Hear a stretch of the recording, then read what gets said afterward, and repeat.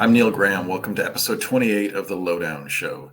This week, I speak to ADVrider.com's managing editor, Zac Kurylyk. He's the guy in charge. And this week, we talk about some of the riding we've been doing this summer, some of the bikes we've done it on, and Zac also throws in some comments on riding the Royal Enfield Himalyan 450 in Utah at the press launch recently. So please stick around for my conversation with Zac. Zac, you've been spending time with Mormons lately. I believe you're in Utah riding a Royal Enfield Himalayan, a bike that a lot of our listeners, viewers, are interested in. So tell me about your experience on that launch, please. Yeah, I was quite curious when the 450 came out. The original 410 Himalayan had its flaws, but considering it was the company's first ever adventure bike, I thought they did a pretty good job. If you think, the adventure bikes that you see out there today, every one that the Japanese companies make is the benefactor of decades of R&D experience. And Royal Enfield didn't have that. So the 410 had its problems, but I thought it was a good first effort. The 450 is an all new bike, and I was very interested to see how they did the second time around. And I was very impressed. I thought every single system on that bike was excellent for the money and for the category that it's in. Let's just cut to the chase. Does it have enough power to be useful on the road? It depends what you mean. A lot of us, and myself included, like to get on a big bore adventure bike if we're going to cover 800 kilometers, 500 miles in a day. It's nice to have 800 cc's, 1200 cc's, and you can strap everything down to the back of the bike, your kitchen sink, your guitar amp, your kayak, that sort of thing. Your family? Your family. Well, yeah, exactly. Yeah. It's not made for that kind of touring and traveling. But for somebody who is at a KLR level of travel, knows how to pack efficiently. Yeah, it's great. Is it comparable? Sorry to jump in. Is it comparable to a KLR? Does it feel? I mean, what's the benchmark? Like, most of our people watching this, or many, would have ridden a KLR. So where does it fit KLR wise? Compared to the current KLR model, it's a little bit lighter. It's a lot more approachable. The seat height is lower. I think it looks better. That's obviously subjective. Are you considering aesthetics? That totally goes against what I expect from you.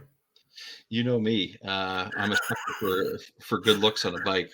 Even if I do own a Bandit, I think it's a good looking bike. It's a little easier to approach. Depending what market you're in, the pricing is going to be very similar to a KLR or a DR650, which is the other competitor in that 650 space right now.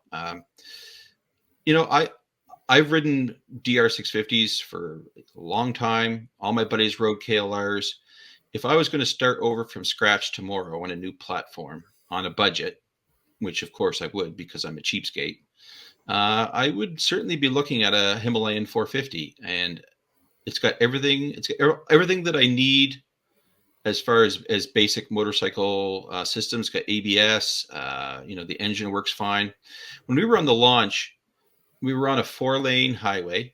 I was hoping that we would get a chance to run it up, passing some cars, but unfortunately, the launch leader was too responsible. Oh, Jesus. Don't you hate that? Yeah, if it had been in California with some of the hoons that work at KTM or those companies, we probably would have been let a little bit off the leash. But having said that, at the end of the day, we rode around, I think it's called the Strawberry Reservoir up in Utah. And that's a tight 2-lane road. It's very all around the edges of the reservoir. And on a road like that 450 is surprisingly fun. It really hauls along. And the tires, they're just cheap, no-name tires from India. But I was very impressed with how well they held. Well, held the ground or held air? Both. They did have their limitations. So when we were on the launch, we did a lot of forestry road type stuff. And on dry gravel, those tires, I would say that they're 70/30s. And on dry gravel, they were very grippy for what they were.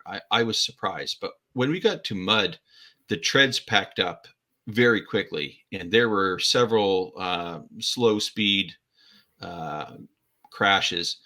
I had a little higher speed crash on mine, and kind of busted myself up a bit. Thankfully, I'm feeling quite a bit better in the last few weeks. But you know, for most people, they're not riding this bike in those kind of muddy conditions, or or if you are, you won't be for long. You'll be changing the tires. Um, and for what most people are doing, easy gravel street, I was very impressed with the tires that came on it. Well, you've been riding around on Himalayans in Utah, which is a bit of a mind bender. I've been on big bikes, so let's talk about big bikes for a bit. So I did a trip on a Goldwing, second successive season doing a long trip on a Goldwing, and I've ridden two Harleys, just two street glides, a CVO street glide, and the regular street glide. Don't ask me the difference. Except I know the price is astronomical on one and doubly astronomical on the other. And I couldn't really tell the difference, truthfully, between power-wise. I mean, it just without doing it back to back, and they just seemed big. But the Harley engine, I got to say, is smooth. It's really smooth. And I know you're a closet Harley apologist, but it's really smooth, and it's a really kind of gentle engine. I mean, when you don't put ridiculous pipes on it, and you keep the stock pipes, which sound great, I think. I like a bike where you can, at low speed going through town, idling away. It sounds like a Chris Craft and, through transom exhaust kind of, which sounds nice. And then you get up to highway speed and it's quiet, which I think is perfect. Why people spend money on those horrible pipes is beyond me. But I enjoyed it. But again, with the Harley thing, I mean, they make motorcycles for people without legs. And I have a long inseam. And so, and the trouble with slamming the seat, of course, is that you have, 3/4 of an inch of travel or an inch and a half or whatever it is, which is just gruesome. And I mean, most of the time it's okay, but I hit a pothole in a corner, going at a good clip. And I mean, I was going to say I saw God, but as an atheist, I guess that doesn't really work. But I saw Bill O'Reilly. Let's put it that way. I saw Bill O'Reilly in my vision because the whole thing just went and jumped over, a foot, which scared me half to death. So, but aside from that, if they could take the Harley engine and put it in a chassis that's as good as the Goldwings, I'd be onto that. I'd be totally down with that. I rode a Dyna across the States in 2012, 2013. And, on a road that the bike is suited for, it's a wonderful experience. I remember some great rides out in the desert, especially those long straight highways. You have to take them because that's the only road. And instead of being all hunched over like this, you're just sitting back and drag your feet off the back of the floorboards, so you have somewhat of a more proper riding position. It's enjoyable. Yeah, you're right about that, because the one of the, I think it was the CVO, had the heel and toe shifter, which I love. I can never remember what to do. Like, if you give me two, is it down on this one and up? Does that equate to? There's way too much math in working that. And plus, you're right. You have to put your toes on the back of the footboards, because the foot, even though the position, they're not highway pegs in the right as we think of them in the Harley sort of nomenclature, which are like the pegs are sort of towards Utah. But still, it's a little too far forward. But you're right. There is something to be said. I think what Harleys have that's appealing is there's this sense, and you don't get this with, even the Goldwing doesn't have this. There's this sense of mass, and I don't know what it is, but it's just, it feels big and heavy, and the engine just plods along. And there's something comforting about that. It's like a vibrating hot tub. Yeah, I mean, when you're riding a Harley Davidson, you feel like you're controlling a great big honking machine. It's like driving a tractor or driving a commercial fishing boat or something like that. It's fun. Lots of people just can't get past all the trade-offs, and fair enough. I don't like riding other machines because of the trade-offs, so I don't presume to prescribe my my biases on someone else, but they're enjoyable in the right place at the right time. It's like any bike. I worked with a guy once who told me that if you have a small bike, you don't need a bigger bike. You just need a smaller road. And the inverse is also true. But I do like your analogy of ride a Harley Davidson or pilot a fishing boat. I've done both. You know what? I think if they did that, if they worked that into an ad campaign, no longer would there be stagnant sales. I think that would be up and up and up, away they go. So have you ridden a Goldwing recently? The last wing I was on was 2014. So that was quite a while ago now. And that was just a spin around the old city in Quebec. So I haven't been on a wing properly, in well over 10 years. Well, I used to make fun of Goldwing people. And, because I just thought, well, why not just take the car? But they're an astonishing machine. You can really, really hustle them around. And I know that on one of the trips, I was coming back to the city, and I mean, I had to make time, and there were some twisty roads, and I wasn't fucking around. I had to go. And I was just passing everything wherever, the good ground clearance. I mean, that engine, think of it, a flat six. Now, think of another vehicle that has a flat six. 911 Porsche. K1600? Is K1600 a flat six? It's inline. Yeah, I can't remember. Yeah, it's inline. So, it's got a great engine. It has tons of character, and it revs beautifully. It's not a high revving engine as compared to, as we think of Japanese engines, but it's got so much power, and it's so smooth, and the road holding is so good. I mean, it's got that weird fork. It looks a bit like a Hossack style, girder thing, and it's not as vague as the telelever that the BMWs have. Is that right? Telelever in the back or the front? Can't remember. I'm not sure, but I'm sure somebody will be happy to remind you in the comments. Yeah, there's telelever and the paralever. I think paralever's out back. Telelever, so. Whatever it is. Anyway, the BMW, they've improved it over the years, but still, a telescopic fork, as anyone who is into alternative suspensions will tell you, is a horrible compromise. It changes the geometry. It flexes. The two legs don't go up and down together. And yet it's the fork that must make sense when you're riding. And the BMW you just don't get that sense of the pavement beneath you. And nor do you on the Honda. But overcook a couple of corners, you realize the Honda's fine, and then you just get on with life. Your comment about the telescopic fork, it reminds me of Winston Churchill saying, democracy is the worst form of government, except for all the others. I put a set of, I forget what they're called, but they're inserts in my DR650's forks that they're supposed to sort of emulate cartridges, but all they really do is make the front end feel wooden. It's stable but wooden, and I realized after a while that the reason I didn't trust the front end on it anymore was because there was no squish when I was coming to a stoplight, and you become so accustomed to these little things, even though they're detrimental to your riding, that once you have them taken away from you, you think, "What's wrong with this bike?" Well, here's a funny little story. I'll keep it brief. When BMW were developing their S1000RR Superbike. Initially, they didn't rule out the use of any particular technology, so they bought a GSX-4000 Suzuki and put a telelever on the Suzuki.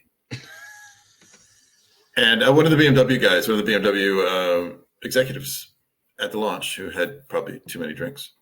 Now this is going back 10 years or so, but he or more. But he said all the riders hated it. They had no feel. They couldn't tell. So that's why they went. Because remember when the S1000RR came out, I was kind of disappointed because it didn't have any Germanic weirdness to it, except for hand warmers, heated grips. Sorry, which were actually a great idea. Not that that's high tech, but when it came out, it was an inline four with a telescopic fork, and there wasn't anything weird out back. So they capitulated to the man, BMW.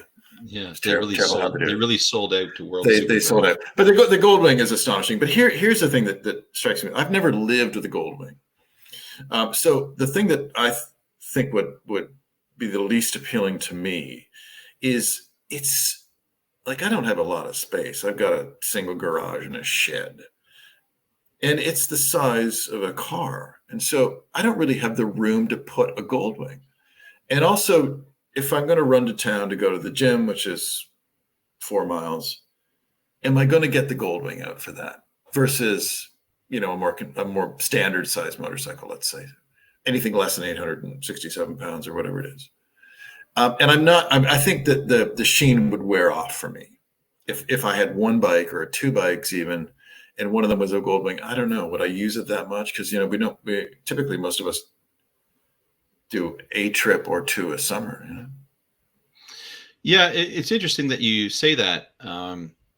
Like I said, I haven't been on a wing in years, but I did buy that old Super Tenere this spring, and was just getting it set up nicely for luggage when my ABS unit went. So I'm in the process of waiting for that to be repaired. But what I liked about it was that it was so big, you could haul all sorts of stuff on it. I have a very utilitarian approach to a lot of my motorcycling, as you probably know. And last year, I was using my WR250 as my commuter mule. Not that I commute very much, but I was grabbing my groceries and so on it, and same for my Bandit. Just throwing them all in the trunk and off to the races. And while it's a bit inconvenient to haul a 800-pound motorcycle out of the garage every time, the fact that you can also pick up, a full-size bag of cat food at Costco on the way home it does have its appeal once you resign yourself to practical motorcycling and not just sticking it to the man. So if I heard you correctly, you have a motorcycle with ABS. Now, doesn't that go against everything that you believe in? You might say that, but because I'm always complaining about electronic wizardry.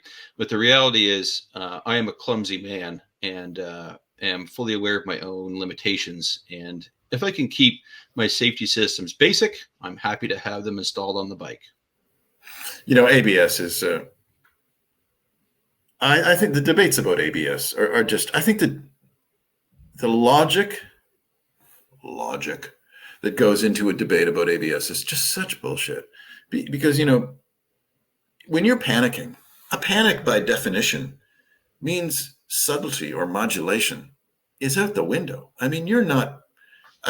If somebody ever punches you in the head in a bar, and I've been punched in the head in a bar a few times, your response is not one of, let's talk it over. You grab the nearest stool and you try to behead the guy. And that's what, this is a really bad analogy, but bear with me. But I remember leaving the magazine I used to work at. I remember leaving and I tripped the ABS within the first half a block. Somebody opened a car door. The streetcar in Toronto stopped and I had to jam on the brakes and they ABS again. And then a pedestrian shot off the curb. Honestly, had it not had ABS, I'd have fallen 3 times in half a block. So the idea that we can modulate panic is just, it's not true. But you've had a process with this ABS unit. The ABS unit went on vacation, correct? Yes, it's now seen more of Europe than I have. It's being shuttled around from repair shop to repair shop, and I only hope that it returns functional. I expected it back weeks ago, but hopefully it'll come back. Maybe they'll send a nice photo album back with it, show all the countries it's been to and all the nice places it's been. It may fall in love with a Latvian, then it'll never come home. That would be a bad thing because the replacement part is $1,800 at least. How much does it cost how much will it cost? Do you think it will cost to get it fixed? I think it's 400 euros to repair. So that's about what, 600, 800 Canadian. It's a lot of money, but it's a lot less than 1,800. So did you, and did the braking work while it was defunct, or the front brakes worked, although I have been told that once the rear goes, thanks to non-functioning ABS, that the front will follow. And the rear brakes did work. You just had to pump them once and then they would work, which is obviously not ideal in an emergency braking scenario. The whole thing with the ABS, I ran, this is the first bike I've ever owned with ABS, and I've been riding a long time now. I was riding by St. Eustache last summer on that way home from that forest fire I got stuck in up in Quebec.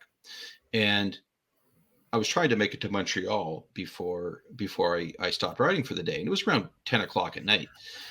And I got hit by this absolute monster of a rainstorm.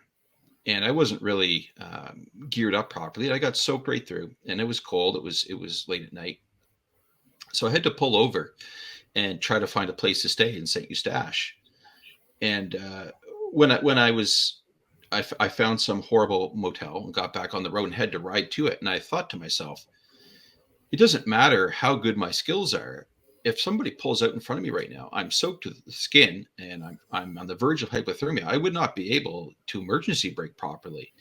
And it doesn't matter how hard you plan, things happen, scenarios happen like that. And I wanted the safety systems to save my butt when everything else, went to pieces, because to me, even if I could theoretically outbrake ABS, which I doubt that I could, I certainly couldn't in that scenario. It could save my life. And it was well worth the investment, in my opinion. Zac, you also went to a dirt bike camp, which is like summer camp for people like you, in BC. So what's that all about? Yeah, the camp was run by Traction E-Reg. Some listeners, viewers might remember they used to have a PDF magazine they put out years ago. It's no longer in publication, but they still call themselves E-Reg. It's a horrible name. Like I don't know the guys involved, but that's a Traction E-Reg. I think they were less. I think they were less worried about the name and more worried about just what the content was. So now, instead of so you're accusing me of being superficial. So vain, just like Carly Simon. Now,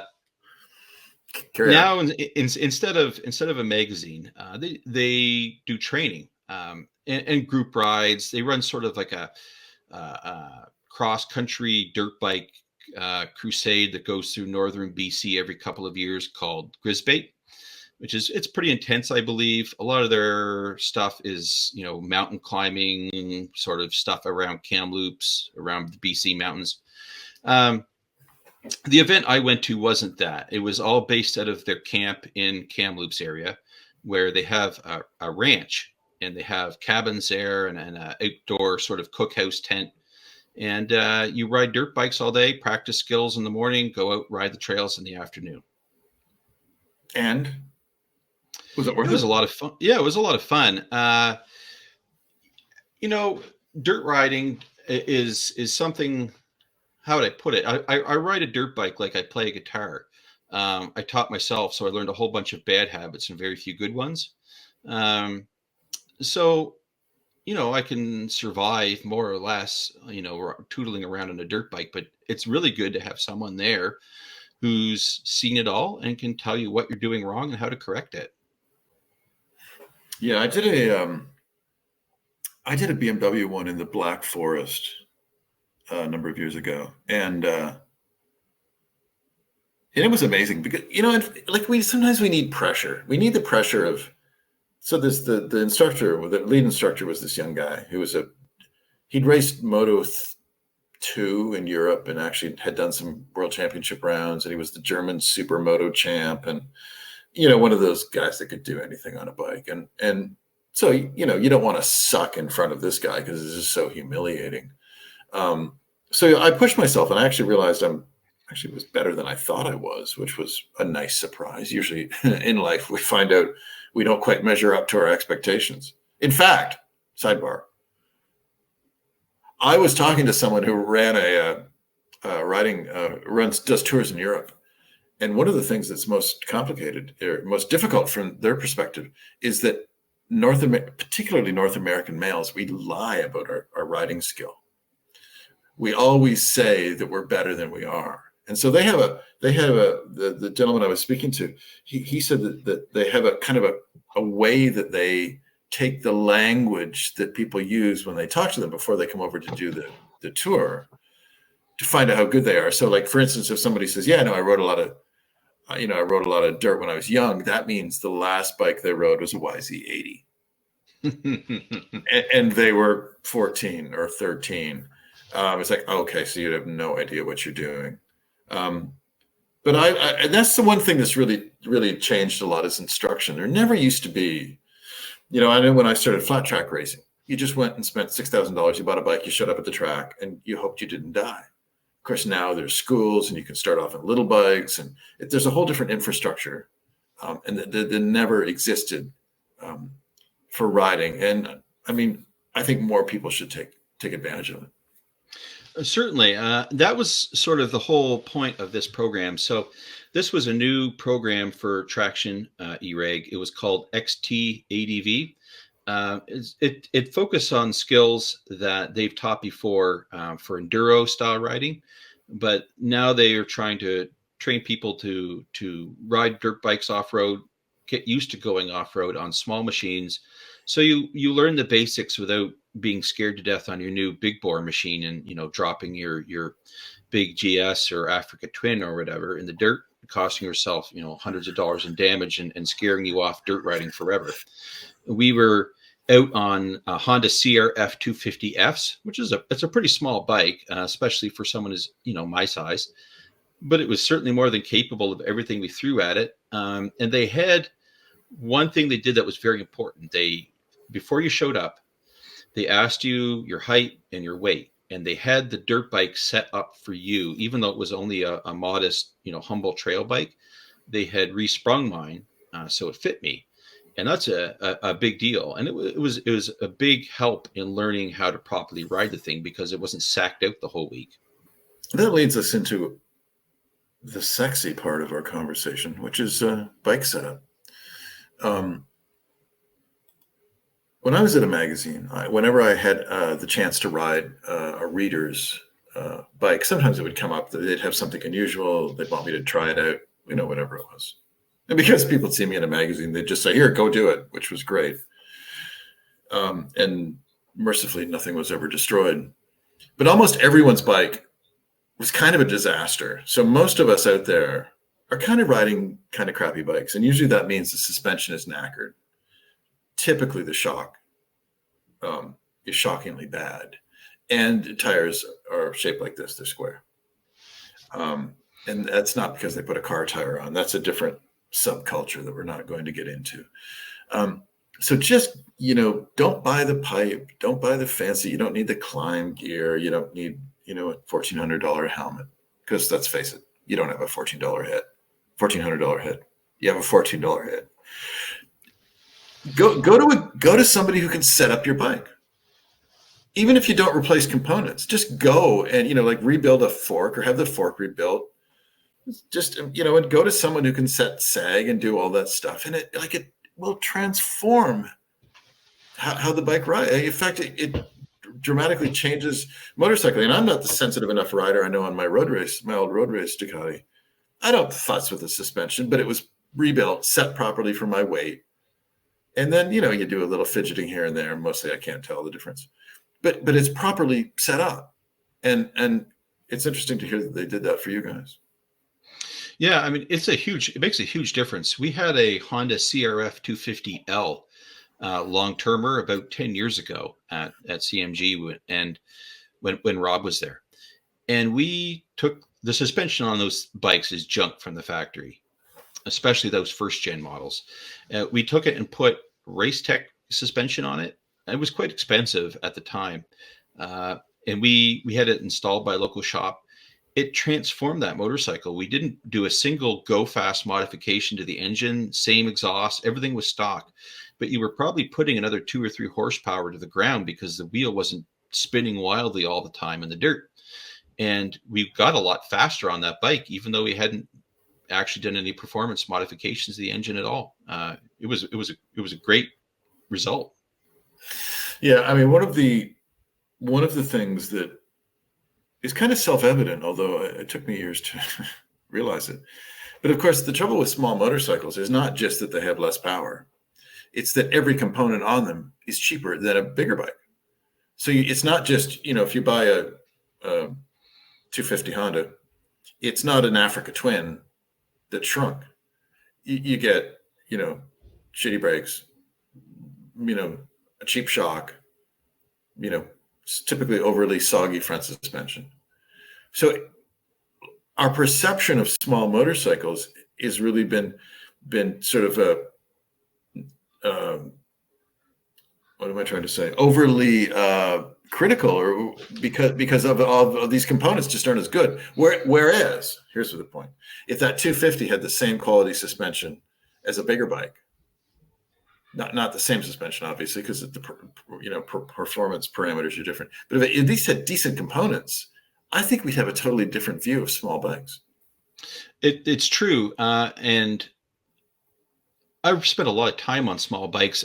You probably don't remember, but we used to run an event called the Dawn to Dusk Rally, which was, when it started, it was 250s or smaller, and you had to do 500 plus kilometers in a day of 12-ish hours. So not undoable, but you had to keep up a good pace. I rode a lot of small, crappy bikes when we did that event. Later on, I went out and bought a Yamaha WR250R, which is probably the highest spec 250 dual sport that was made. That was, not a true enduro bike. What a difference in that bike's components. It's a I wouldn't say it's an amazing machine, but it's very high quality. It's still made for an undersized rider. They set these bikes up for Japanese test pilots and then sell them in Europe and North America.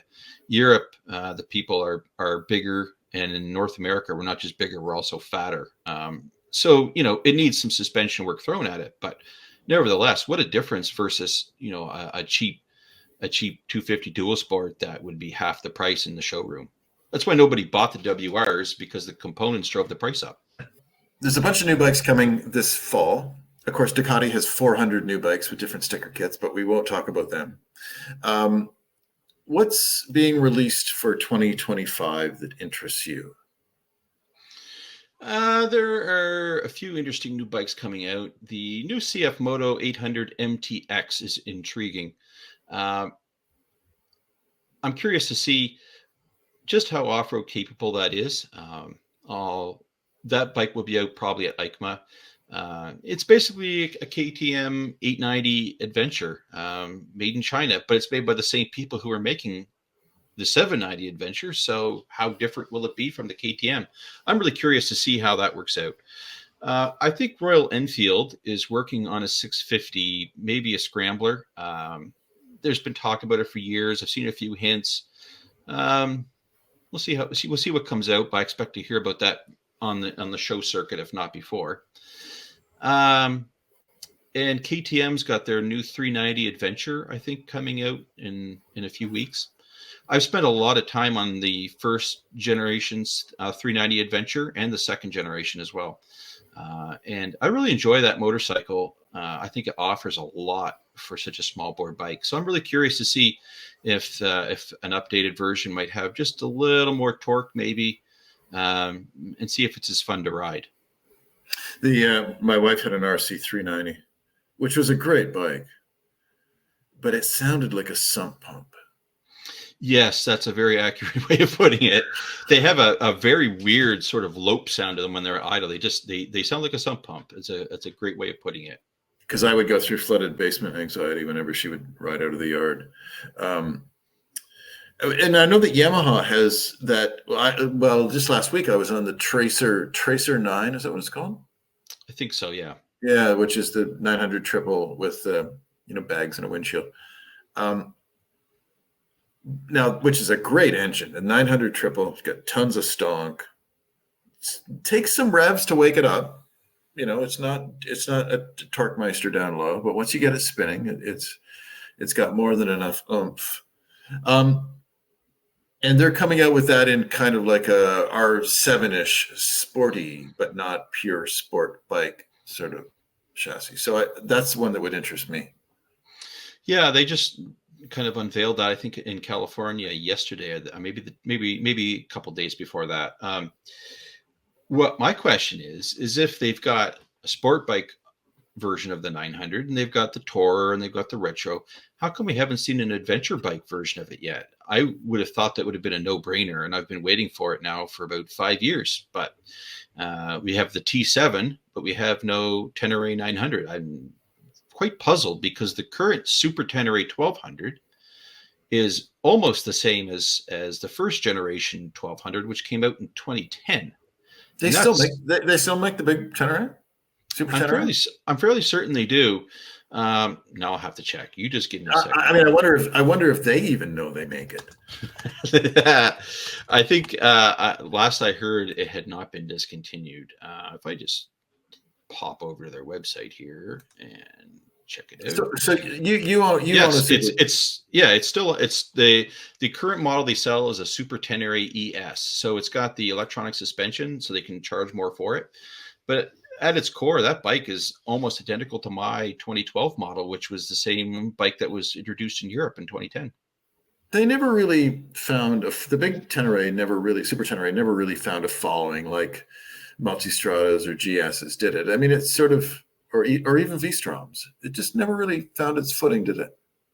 I don't know if I would say that. It became quite popular with the long distance riders, like the Iron Butt crew. I know Long Haul Paul put a lot of miles on it, hence his name. And so did Paul Stewart. Round the World Paul has put a lot of miles on a Super Tenere. But it's definitely not got the same following as the GS, no. I'm going to talk about my favorite trip this summer, Zach. And it was probably about 70 minutes. Which is about right for me. But I got to ride my own bike.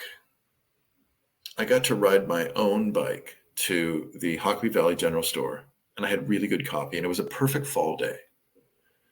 You know, when it's cool in the shadows, warm in the sun, and the air just has this freshness. And it always reminds me, you know, we think of fall as this, it's a couple of months long or 3 months long. Fall to a motorcyclist is maybe 3.5 days, because those are the days when it's just absolute perfection. And today it's sunny where I am, but it's 50 Fahrenheit, so it's a little chilly. You can ride in it, yeah, but I don't have heated grips on my old bike, but that was just one of those perfect days. And that's why riding in fall,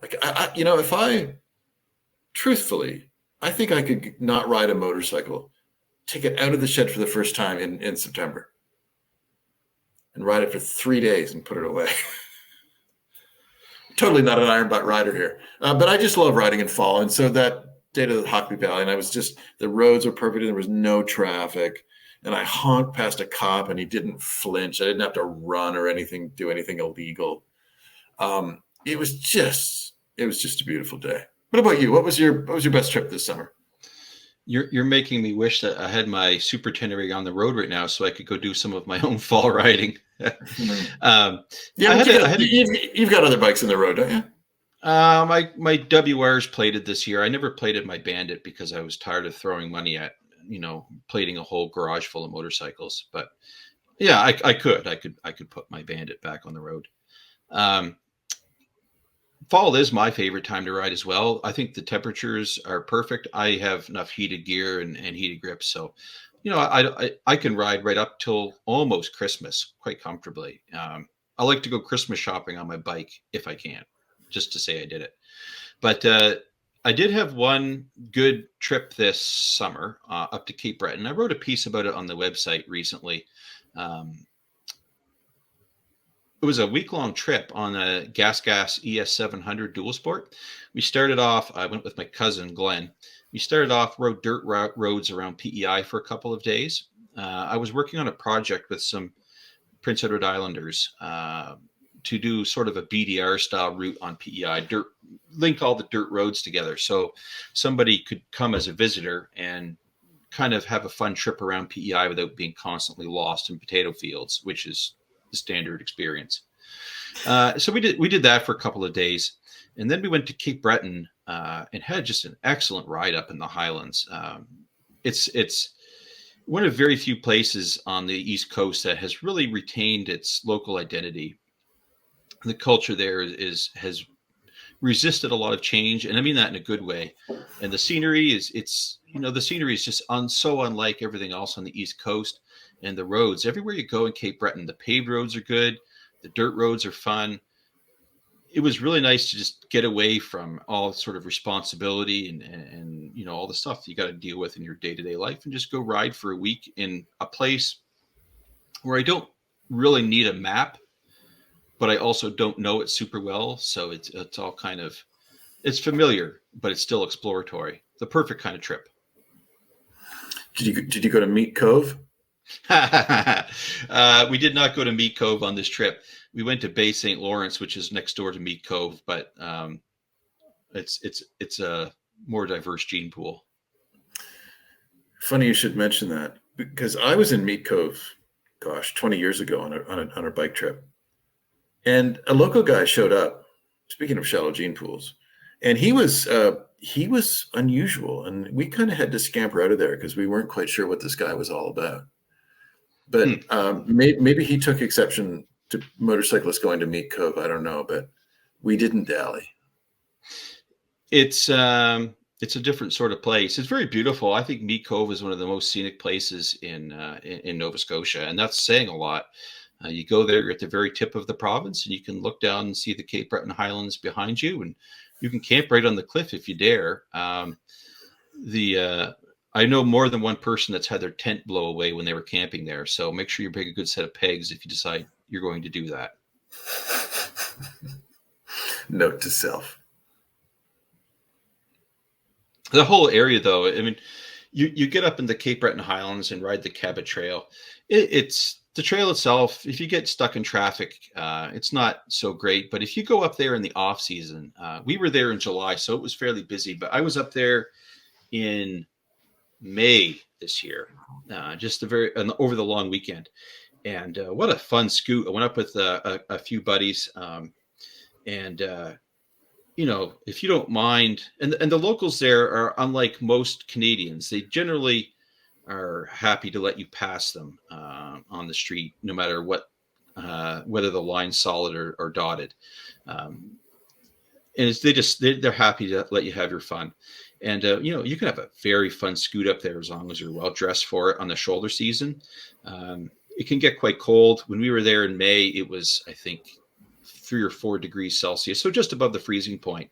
And a couple of the guys I was with were half frozen. I had my heated vest in my saddlebags, and I wasn't wearing it. And they were so cold, I threw it at them and said, one of you boys better put this on. And but it was a fun trip. I'm planning to go back next May again.